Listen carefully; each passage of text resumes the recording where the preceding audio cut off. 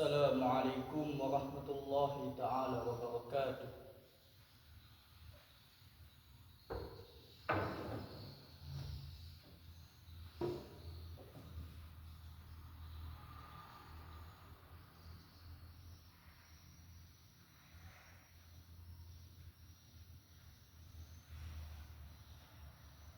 Alhamdulillahilladzi khalaqa wa khalqa wa yahsyuruhum fil mahsyar.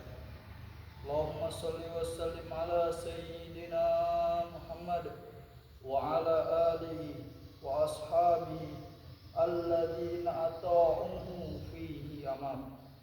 Ashhadu an la ilaha illallah wahdahu la syarika lah, syahadatan tunji qailaha min ahwali yaumil mahsyar. Ashhadu anna Muhammadan abduhu wa rasuluhu sayyidul jinna wal bashar. Ayuhan nas ittaqullaha fima amar wamtahu amma naha wa haddak. Inna ahsanal mawa'idz syafa'ah kalamu min la tukhfa alaihi khafiyah. Wallahu subhanahu wa ta'ala yaqulu wa yaqulu biqauli yahtadil muhtadun wa idza quri'al qur'ana fastami'u lahu wa ansitu la'allakum turhamun. Ya ayyuhalladzina amanu tubu ilallahi taubatan nasuha asa rabbukum ayyukaffira ankum sayyi'atikum wa yudkhilkum jannatin tajri min tahtihal anhar. Sidang Jumat rahimakumullah, puji dan syukur marilah kita panjatkan kehadirat Allah Subhanahu wa taala. Salawat dan salam yang utama semoga tetap terlimpah kepada insan termulia, yakni Nabi Muhammad sallallahu alaihi wasallam serta keluarganya, para sahabat, tabi'in dan tabi'atnya, hingga kepada kita selaku umatnya yang senantiasa mengharap syafaatnya kelak pada hari kiamat. Sebelum melanjutkan khutbah melalui mimbar yang mulia ini, khatib berpesan khusus kepada diri khatib sendiri, umumnya untuk jamaah Jumat sekalian.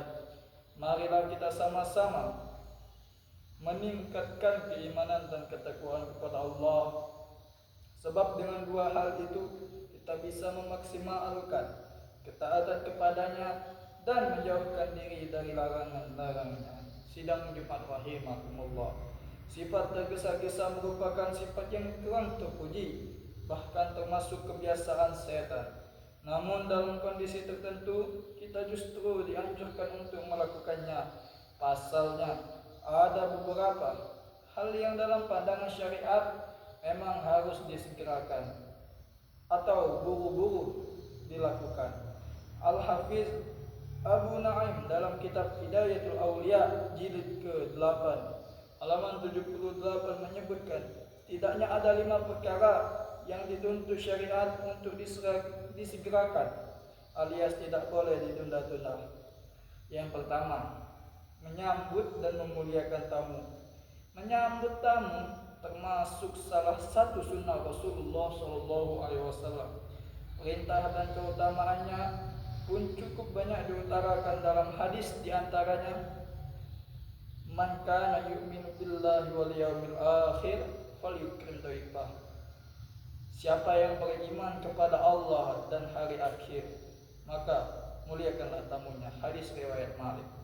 Walhasil jika dalam hal tertentu sikap tergesa-gesa itu kurang baik, maka dalam memuliakan dan menyambut tamu ini justru dan terbaik dan terpuji, bahkan dianjurkan oleh syariat. Sidang Jumat rahimakumullah, yang kedua yaitu mengurus jenazah. Dalam kondisi normal kita dituntut oleh syariat untuk menyegerakan dalam pengurusan jenazah, mulai dari memandikan, mengafani, menyolati, dan menguburkan. Keutamaannya pun sungguh luar biasa, terutama jika yang dipulasarnya adalah jenazah orang mukmin dan ahli kebaikan. Inna awwala ma yujaza bihil abdu al-mu'min ba'da mautihi ayyaghfira li jami'i man yattabi jinazatahu. Artinya, sesungguhnya balasan pertama kali seorang mukmin setelah kematian adalah diampuninya dosa semua orang yang mengantarkan jenazahnya. Hadis riwayat Al-Baihaqi. Oleh karena itu, jangan pernah menunda pengurusan jenazah, baik dalam hal memandikan, mengafani, menyolatkan maupun menguburkan. Jika memang tidak ada hal yang menghalangi disegerakannya pengurusan. Sidang Jumat rahimakumullah, ketika menikahkan anak gadis yang sudah dewasa, mengapa menikahkan anak perempuan termasuk hal yang harus disegerakan? Salah satunya adalah untuk menjaga marwah atau kehormatan kaum perempuan agar terhindar dari fitnah dan hal yang tidak diharapkan. Rasulullah Shallallahu Alaihi Wasallam sudah menggambarkan bagaimana kedekatan orang yang mengasuh anak perempuan hingga dewasa sekaligus menjaga kehormatannya di surga nanti. Qala Rasulullah Shallallahu Alaihi Wasallam, man ala jariyataini hatta tablugha jaa yaumul qiyamah ana wa huwa wa sammu asabi'at. Yang artinya, siapa saja yang mengasuh dua anak perempuan hingga keduanya berusia baligh, niscaya aku dan dia akan datang pada hari kiamat seperti ini seraya beliau menempelkan dua jarinya. Hadis riwayat Muslim dan At-Tirmidzi. Dengan demikian, selayaknya bagi orang tua yang memiliki anak perempuan yang sudah dewasa dan memiliki pasangan yang sepadan agar segera menikahkannya. Tujuannya adalah pertama, untuk menjaga kehormatannya serta tidak terjerumus kepada pergaulan bebas. Kedua, demi meraih keutamaan kedekatan dengan Rasulullah Sallallahu Alaihi Wasallam di surga kelak. Namun demikian, kita harus lebih bijak dalam menyikapi anjuran ini, sebab jika mengacu kepada Undang-Undang Pernikahan Nomor 16 Tahun 2019, usia minimal pernikahan anak itu adalah 19 tahun, baik anak laki-laki maupun anak perempuan. Kemudian yang tak kalah penting, jika pernikahan dalam usia minimal tetap dilakukan, baik anak perempuan yang dinikahkan maupun anak laki-laki yang menikahinya harus memenuhi kriteria layak dan mampu, baik secara seksual, mental, finansial, intelektual maupun kesehatan. Sebab jika tidak, bukan mustahil pernikahan justru akan melahirkan problematika baru bagi keluarga, masyarakat ataupun bagi negara. Sidang Jumat rahimakumullah, yang keempat, melunasi hutang terlebih jika hutangnya sudah jatuh tempo. Syariat menganjurkan kepada kita untuk segera melunasinya.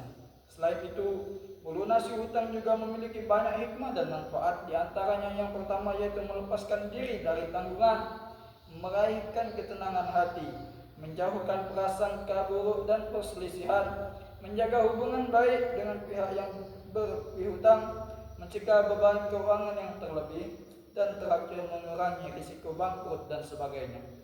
Banyak keterangan yang menyebutkan bahwa orang lalai atau bahkan tidak sampai melunasi hutangnya akan mendapatkan sejumlah balasan buruk, mulai tergantungnya nasib di kemudian hari, pahalanya diambil untuk melunasi hutang, hingga jauh dari balasan surga.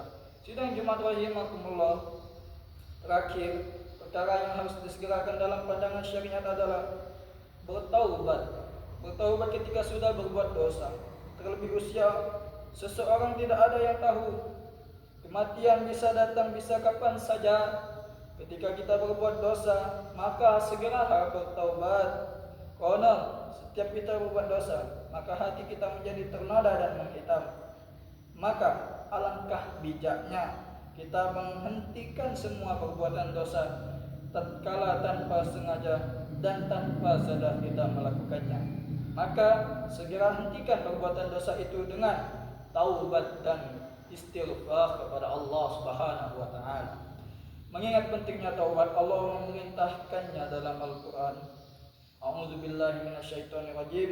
Ya ayyuhalladzina amanu tubu ilallahi taubatan nasuha Asa rabbukum ayyukaffiru ankum sayyi'atikum wa yudkhilukum jannatin tajri min tahtiha al-anhar. Wahai orang-orang yang beriman, bertaubatlah kepada Allah dengan taubat yang semurni-murninya.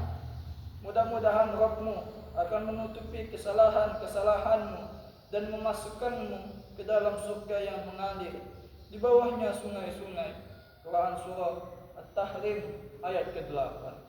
Tentu saja agar benar-benar mampu menghapus dosa dan noda hitam yang bercak dalam hati, taubat itu harus dipenuhi syarat-syaratnya, yaitu menghentikan dosa yang ditaubati, menyesali perbuatan dosa yang sudah dilakukan, dan bertekad kuat dalam hati untuk tidak mengulanginya.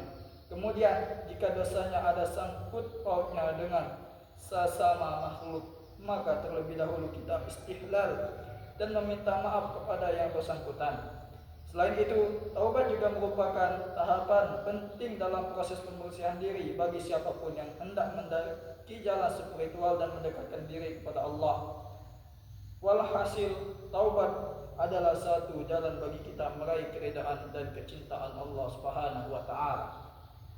Sidang Jumat rahimakumullah, itulah 5 hal yang tidak boleh ditunda-tunda pelaksanaannya dalam pandangan syariat. Semoga kita termasuk orang yang mampu menjalankannya. Amin amin ya rabbal alamin. Barakallahu li wa lakum fil Qur'anil azim wa naf'ani wa iyyakum bima fihi minal ayati wa dzikril hakim. Wa taqabbalallahu minni wa minkum tilawatahu innahu huwas samiul alim. Aqulu qawli hadza wa astaghfirullahal azim li wa lakum wa lisairil muslimin wal muslimat fastaghfiru innahu huwal ghafurur rahim.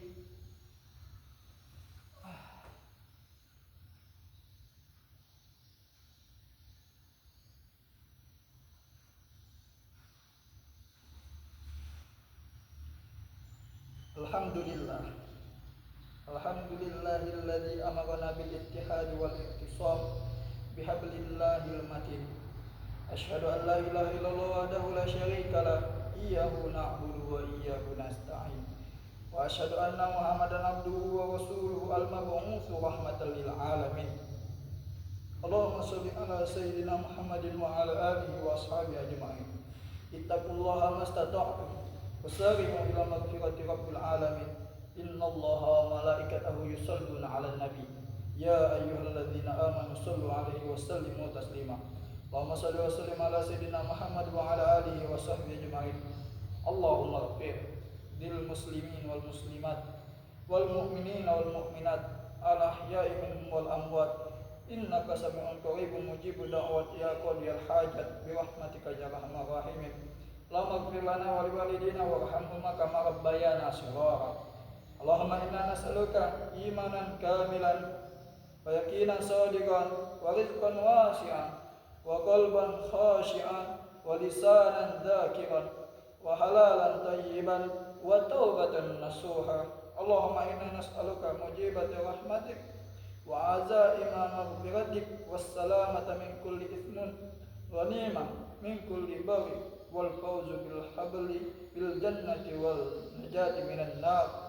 Allahumma qanni'na bima razaqtana wa barik lana fima ataitana wa akhlif alaina kulli ghaibatin lana minka bi khairin bi rahmatika ya arhamar rahimin. Rabbana atina fid dunya hasanah fil akhirati hasanah wa qina adzabannar. Ibadallah, innallaha ya'muru bil 'adli wal ihsan wa ita'i dzil qurba wa yanha 'anil fahsya'i wal munkari wal baghi ya'izukum la'allakum tadhakkarun. Fadhkurullahal azima yadhkurkum wad'uhu yastajib lakum wa la dzikrullahi akbar. Qimis shalah. Wassalamualaikum warahmatullahi wabarakatuh.